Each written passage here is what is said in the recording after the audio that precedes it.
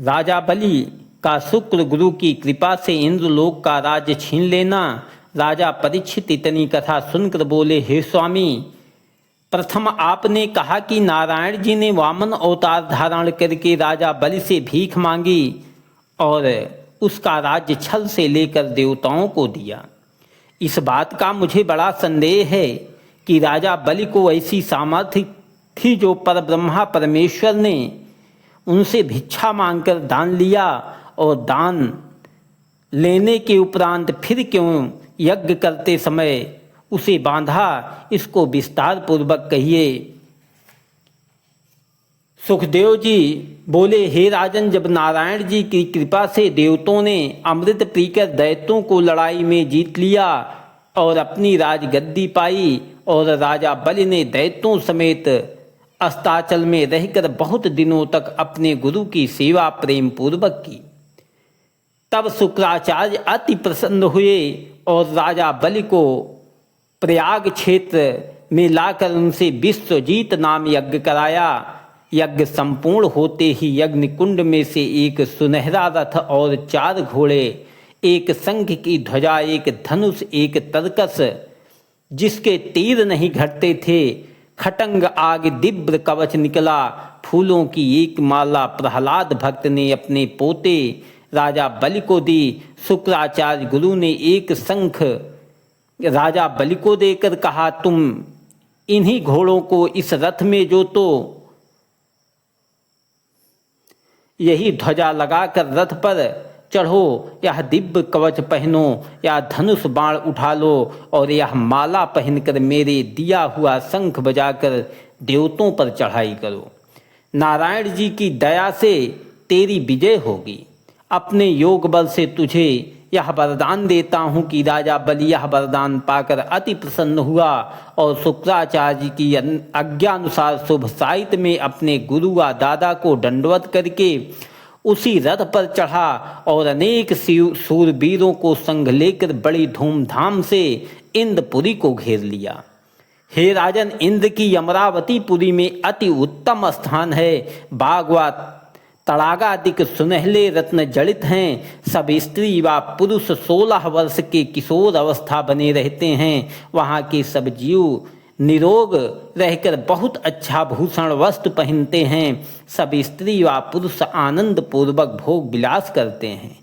जड़ाऊ विमानों पर बैठकर विहार किया करते हैं। हे राजन, उस स्थान की बड़ाई कहाँ तक करूं? वहाँ का वृतांत देखने से ही मालूम होता है, पर लालची, क्रोधी, कुकर्मी, अहंकारी, अपना शरीर पालन करने व मांस खाने वाले मनुष्य वहाँ नहीं जा सकते। जब राजा बलि ने वहाँ पहुंचकर वही शंख बजाया, तब इंद्रादिक देवता यह शब्द सुनकर मारे भय के कांप उठे। लाचारी से जब राजा बलि के सन्मुख लड़ने के वास्ते आए, तब उसके तेज से देवताओं का अंग जलने लगा। सो देवता लोग अमृत पीने पर भी दैत्यों से हार मानकर भाग गए। राजा बलि तीनों लोकों का राज्य देवताओं से छीनकर इंद्रासन पर बैठा। देवताओं ने जाकर बृहस्पति जी से पूछा, महाराज, हम लोगों की पराजय क्यों हुई? बृहस्पति बोले, शुक्राचार्य के आशीर्वाद व वरदान से दैत्यों ने विजय पाई है। तुम्हारे ऐसे 100 इंद्र इकट्ठे होकर राजा बलि का सामना करे तो उस शंख के प्रताप से हार जाएंगे। पर ब्रह्मा परमेश्वर के सिवा दूसरा कोई उसका सामना नहीं कर सकता। जो कोई गुरु व ब्राह्मण की सेवा विधिपूर्वक करता है, उसके सब मनोरथ पूर्ण होते हैं। यह वचन सुनते ही देवता अधैर्य होकर मुरैला व हरिण आदि का रूप धरकर वहाँ से भागे और किसी जगह छिपकर अपने दिन काटने लगे। राजा बलि तीनों लोकों का राज्य पाकर अति प्रसन्न हुआ। उसने अपना तेज व बल बढ़ाने के लिए भरतखंड में यज्ञ करना विचार कर शुक्राचार्य गुरु से विनय पूर्वक कहा, महाराज, आप कोई ऐसा उपाय करें जिसमें सदा मेरा राज्य स्थिर रहे। शुक्र जी बोले, हे राजा, बलि तुम 100 वर्ष तक बराबर यज्ञ करो, बीच में किसी साल विघ्न ना हो। 100 यज्ञ संपूर्ण हो जाने पर तुम्हारा राज्य सदा स्थिर रह सकता है। बिना 100 यज्ञ किए इंद्र भी देवलोक का राज्य नहीं पाता। यह वचन सुनते ही राजा बलि ने गुरु की आज्ञानुसार हर साल यज्ञ करना आरंभ किया। जब 99 यज्ञ अच्छी तरह हो गई, 100वां यज्ञ संपूर्ण होने के निकट पहुंचा, तब राजा बलि बहुत प्रसन्न हुआ। उसने इतना दान व दक्षिणा ब्राह्मणों व कंगालों को हर यज्ञ में दिया कि किसी को कुछ इच्छा नहीं रही। कोई मंगन उनके द्वार से प्रमुख नहीं फिरा। संसार में उसकी बड़ी कीर्ति फैल गई। राज्य पाने के लिए अदिति का अपने पति कश्यप जी की सेवा करना। सुखदेव जी ने कहा, हे परीक्षित, जब इंद्र ने यह समाचार सुना कि राजा बलि अपना राज्य सदा स्थिर रखने के लिए 100 यज्ञ करना चाहता है, तब उसे बड़ा सोच हुआ। देवताओं की माता अदिति अपने बेटे का राज्य छूट जाने से सदा चिंता में रहा करती थी। जब उसने देवताओं से राजा बलि का यह वृतांत सुना, तब उसको और अधिक सोच हुआ। एक दिन वह इसी चिंता में डूबी हुई अपने पति कश्यप जी के पास चुपचाप बैठी थी। उसे उदास देखकर कश्यप जी ने पूछा, हे अदिति, आज हम तुझे बड़े सोच में देखते हैं, इसका क्या कारण है?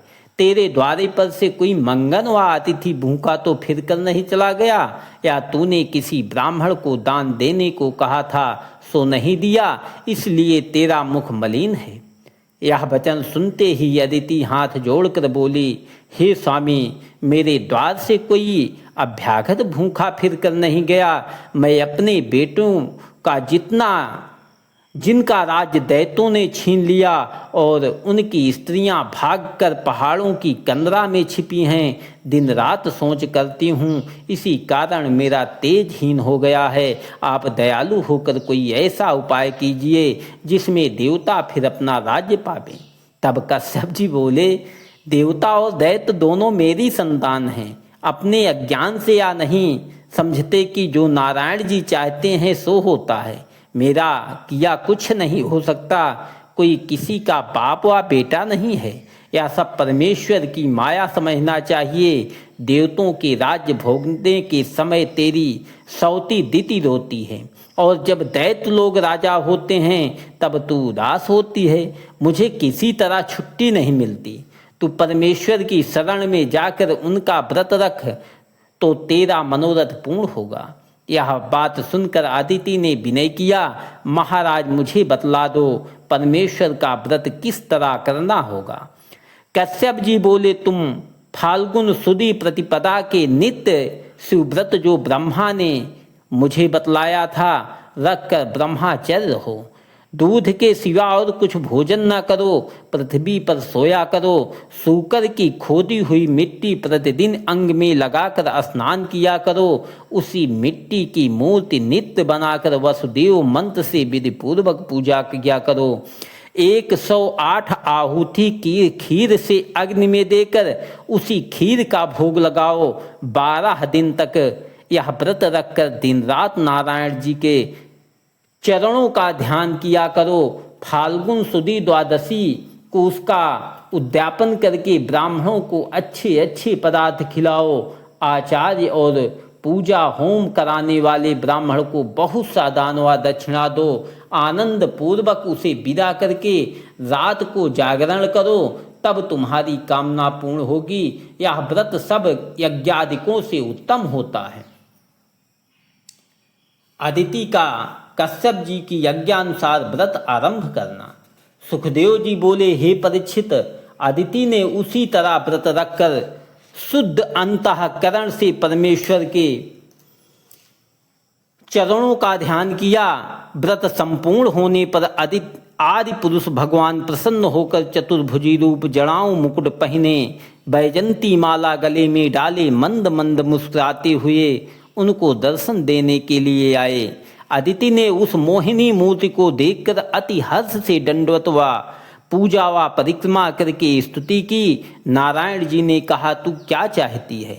जो कुछ इच्छा हो सो वरदान मांग। अदिति हाथ जोड़कर बोली, हे महाप्रभु अंतर्यामी, मुझे यही अभिलाषा है कि दैत्यों से राज्य छूटकर इंद्रादिक देवता मेरे बेटों को इंद्रासन मिले। यह बात सुनकर नारायण जी ने कहा, हे अदिति, तू चाहती है कि जिस तरह इंद्राणी आदि तेरी पतोहु दुख पाती है, उसी तरह दैत्यों की स्त्रियां भी कष्ट पावें। सो राजा बलि ने 100 यज्ञ करके मुझे प्रसन्न किया है और वह गुरु ब्राह्मण की भक्ति रखता है। इस कारण मैं उसका राज्य बरजोरी छीन कर नहीं ले सकता। धर्मात्मा व हरिभक्तों पर मेरा कुछ बस नहीं चलता, पर तूने भी मेरा व्रत रखकर मुझे अति प्रसन्न किया है, इसलिए तेरे वास्ते छल करके राजगद्दी दैत्यों से लेकर देवतों को देंगे। यह वचन सुनकर अदिति ने विनय किया, महाराज, मैं चाहती हूँ कि तुम मेरे गर्भ से अवतार लेकर देवतों की सहायता करो, जिसमें वे अपना राज्य पावें। आदि पुरुष बोले, बहुत अच्छा, तेरा मनोरथ पूर्ण होगा। ऐसा वरदान देकर अंतर ध्यान हो गए। उसी दिन से कश्यप जी से गर्भ रहा। उसका मुखार बिंदु सूर्य के समान चमकने लगा। जब 10वें महीने बालक होने का समय निकट पहुंचा, तब ब्रह्मा और महादेवादिक देवताओं ने अदिति के स्थान पर आकर गर्भ स्तुति करके विनय किया, हे वैकुंठनाथ, आप देवताओं को छुड़ाने के वास्ते अवतार लेते हैं, तुम्हारे सिवा और कौन उनकी सुध ले सकता है। यह स्तुति सुनकर आदि पुरुष भगवान ने भादों सुदी द्वादशी मध्याह समय चतुर्भुजी रूप से प्रकट होकर अपने माता पिता और देवता आदि जो लोग वहाँ थे सबको दर्शन दिया। उनको देखकर सब छोटे बड़े प्रसन्न हुए और उनको दंडवत किया। उसी समय परमेश्वर ने अति सुंदर वामन रूप धारण कर लिया। जब कश्यप और ब्रह्मा आदि देवताओं ने उनका वामन तनु देखा, तब उन्होंने कौपिनी अंगोछा, करधनी, दंड, कमंडलु और छत्रादिक ब्रह्मचर्य की सब वस्तुएं वहां ला दी। ब्रह्मा ने वेदानुसार उनका यज्ञोपवीत किया और देवताओं समेत स्तुति व परिक्रमा करके उन पर फूल बरसाते हुए अपने अपने स्थान को चले गए। अप्सराओं ने अपने अपने विमानों पर आकर आकाश से नाच दिखलाया, गंधर्वों ने गाना सुनाया और कश्यप जी ने उनकी बहुत स्तुति की। उस समय तीनों लोकों में आनंद व मंगलाचार्य हो गया। ओम नमो भगवते वासुदेवाय। ओम नारायणाय नमः।